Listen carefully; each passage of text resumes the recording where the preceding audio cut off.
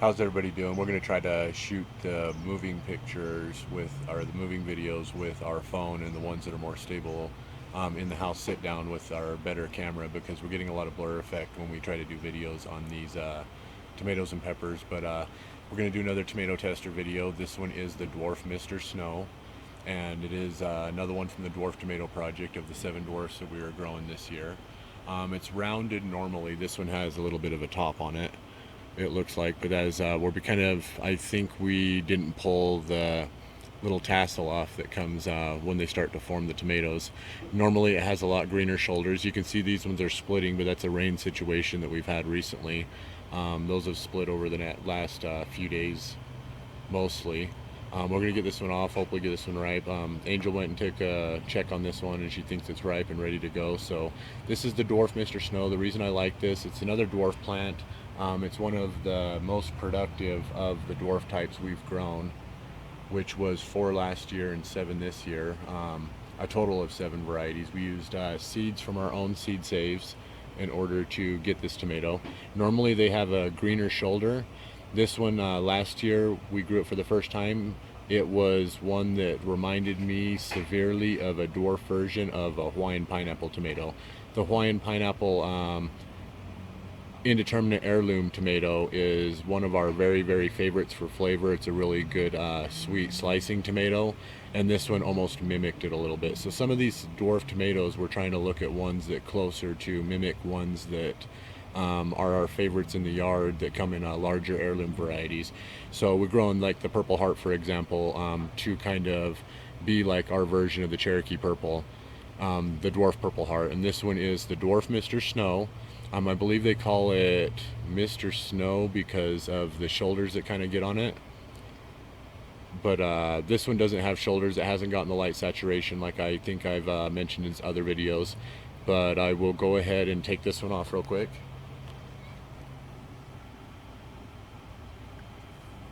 Yeah, it come off really easy. It's not really soft. You can see where it might have normally gotten some green shoulders on it.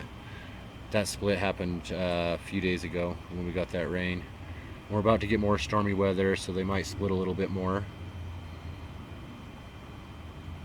We won't save seeds off of this one, but usually the first ones we just like to sit down and try, and then we collect and harvest some, and then near the end of the season we'll start looking for the best ones that are still there to harvest the seeds from. So the Dwarf Mr. Snow, take this in and give it a try. Love you guys, thanks for watching. Hey guys, so we're here to give you guys a look and taste at the Dwarf Mr. Snow. This is the one that we thought was closest to the Hawaiian pineapple, which is one of our very favorite tomatoes. And I have noticed, I don't know if the camera picks it up, but there's a little bit of like a orange or pinkish like star shape of lines on here, which the Hawaiian pineapple also gets when they're ripe. But we're gonna go ahead and cut into this one. I think it's the one that tastes like the Hawaiian pineapple.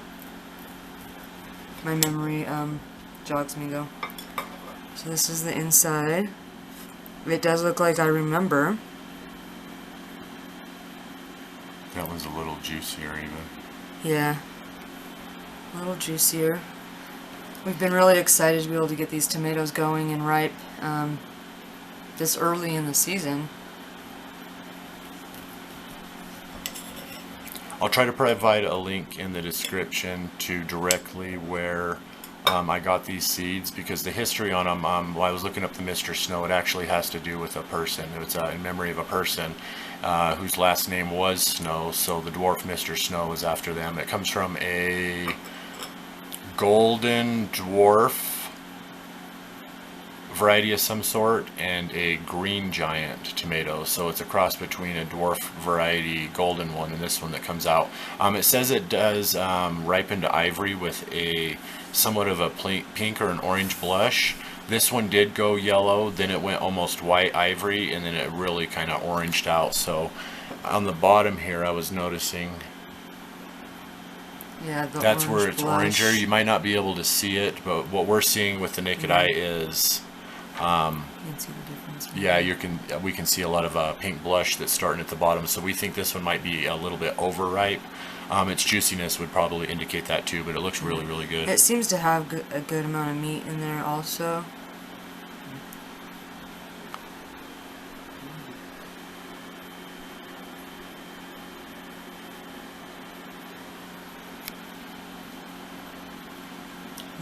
That is really good. Is it as good as the Hawaiian pineapple? Probably not, huh? You know what? It's really close actually, but it has a lot of really good flavor. It does have some of the acidic flavor, but it's not like terribly bad.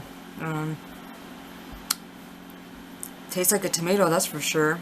It has a lot of flavor though, and it's not very muted. Not like the blue cream cherry tomatoes that we ate the other day. It's not muted like that. No, that's it's one thing not. I noticed about the Hawaiian pineapple too. The indeterminate heirloom, that's one of our favorites, probably in our top 3 tomatoes.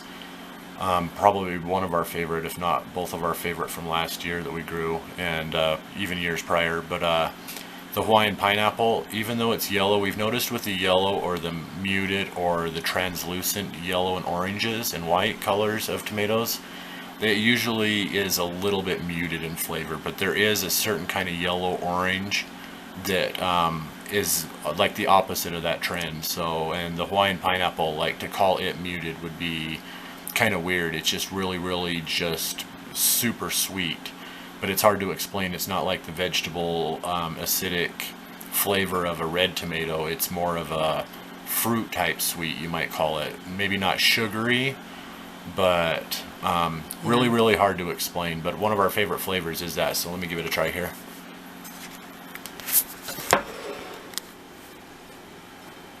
Should I use this whole bottom piece?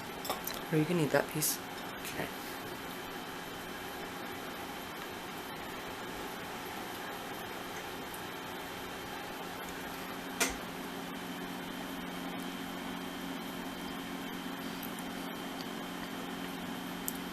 Yeah, it's really sweet.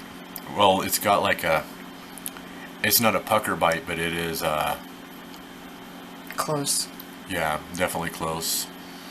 I would say like almost, no, I wouldn't even say citrusy. It's hard to explain. It's like viewing a tomato as a fruit. You know, I know that they're considered fruit, like technicality and everything, but I always relate the tomato flavor as being vegetable-y, and this reminds me more of like tomato. If you were trying to make a case that it was actually a fruit, like this would be a sweet version of it. It's not the Hawaiian pineapple though, I have to say that right there. It has a little bit of tartness to it that I don't recognize from the Hawaiian pineapple that makes the sweet flavor of that one smooth, but it is the exception to the rule with the yellows and oranges that we've tried so far that has that unique flavor we're looking for. So yeah, this is an excellent tomato, and so we'll be saving seeds from the other tomatoes that are out there on this one. Comparable to the lemon ice, the Dwarf lemon ice, which we tried last time. This is the Dwarf Mr. Snow. Comparable to the lemon ice is really tart. Yeah. It has like a pucker bite, like when you eat a lemon and you almost get the back of your jaw clenching. You can taste a little bit, quite a bit of that, or when you eat a cherry tomato and it kind of gives you that sour face just a little bit. It's really, really good, but some people might not be into that much like acidic pop. But it's more like a citrus sour than it is another one. This one is more like a little bit tart. Yeah, it does have a little tartness, and I can taste the acids in it, but it's not as strong. It's got a lot of flavor though. It's very flavorful.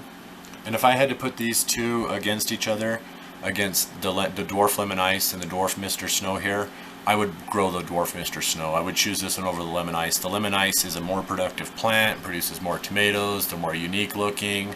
I'm guessing a lot of people would like the Lemon Ice a lot more, but out of the 2 yellow types that we've had produce in our yard for the dwarf varieties, this one is comparable to the Hawaiian pineapple if you don't have room to grow that one, or that one doesn't go for you.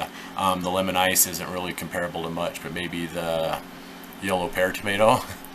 Is I Yeah. would guess the one that would be comparable to that one, but definitely an excellent tomato. I try not to be too biased on it, so I'll take you guys out and we'll take a look at the plant one more time, and I'll give you a follow-up. You want to say anything else more on that one? I think it's an excellent tomato, and it's I would recommend trying it out. If you had just one to try use it. for that, what would you say it was? I would like to put it on hamburgers, or even just to add some flavor to. It would be really good, I think. Yeah, but I think maybe like a sweeter salsa. Oh yeah, that too. Whenever I try the Hawaiian pineapple or some of these sweet ones, we're not really into like mango salsas and stuff like that. We like our salsas more vegetably flavored or in that regard. But if anybody does like that, I would see that this tomato would be one that would really be diced into one of those really, really well. It does have a little bit tartness over some of the other yellow types, but it is really, really good and pick me up in a sweet dish like that. Yeah. Alright. Alright, catch you guys in a second. Love ya. So there we go. Let me explain to you really quick. This is the black crim, this is the Cherokee purple, and this is the Hawaiian pineapple.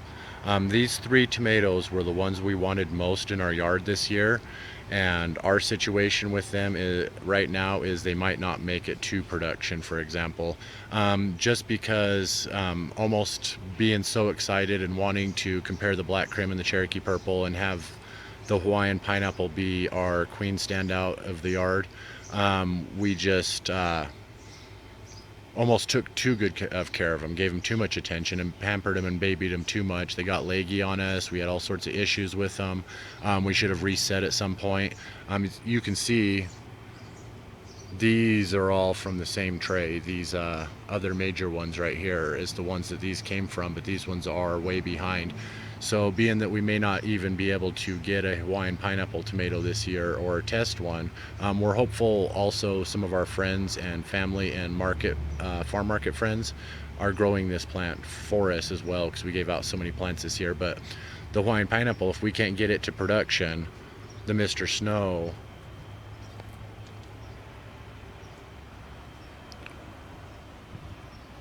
ended up being our closest relative to it in a sense. So if we don't get the Hawaiian pineapple, we got the Mr. Snow, and it's not as good as the Hawaiian pineapple, or will produce probably as many tomatoes as the Hawaiian pineapple is capable of. We still got to convert. So that's why I like always shouting out this dwarf tomato project. These plants, the black crim and Cherokee purple, we might not get any of those. The purple heart here, if we get some of these on here, is the replacement kind of. It comes from genetics that are a wonky black crim and some sort of dwarf variety and a carbon tomato, which the black crim and Cherokee purple and carbon are three very similar tomatoes. So this one right here would almost be a replacement for the carbon or black crim, being genetics from both of those. The reason we call it a replacement for the Cherokee purple, even though it's not quite the flavor of the Cherokee purple, it is really similar purple tomato, and it one of the things we like about the Cherokee purple is the meat in there. So this is the dwarf Mr. Snow. It is a potato leafed plant. It was a little more tart this year than I remember it. It usually gets green shoulders. This one's splitting too. We might even take this one off before it just splits more, because we're expecting days of rain coming up, some more thunderstorms and such like that coming up. So we just imagine that this storm that's coming up, or any sort of weather situation that arrives at us, whether expected or not, is going to wipe out the yard. So we take it as the biggest challenge every single time. We just, we come out here. A lot of times, if you want to try to stop blast and end rot during persistent rains, taking an old sock or something, putting it over your hand and kind of drying the tomato off, a lot of times what will cause blast and end rot or sickness in them, a lot has to do with the shape. This Mr. Snow, I have noticed, can get blossom end rot. That one does have a point on it. Normally they don't, though. Normally they're a really, really round shape. This is where we didn't pull the flower off for a really long time. I think it stayed on there for just about forever, but The other ones are all rounded. That last one we had is rounded. They're a round shape and they can kind of collect water on the bottom of them. If it sits for too long, it's not necessarily the only way you can get blossom end rot, but it can really kind of hamper them. Or if you get a lot of moisture that's right up in here, you don't really just scrub the tomato completely dry. You just dry up any moisture that's kind of collecting on it. The black trifil, its unique shape, we've never seen blossom end rot on it. Not saying that they couldn't get it, but they can get it. But the Dwarf Mr. Snow, a good replacement for our Hawaiian pineapple possibly. A really stout plant. Out of 7 dwarfs that we're growing, it's the second most productive behind the dwarf lemon ice. These are the lemon ice and the Mr. Snow twined together, so any seeds that we save could definitely have crosses in them, but we like seeing unique in our yard. If it doesn't come out the kind we want, we'll get the seeds like, you know, legit somewhere else next year.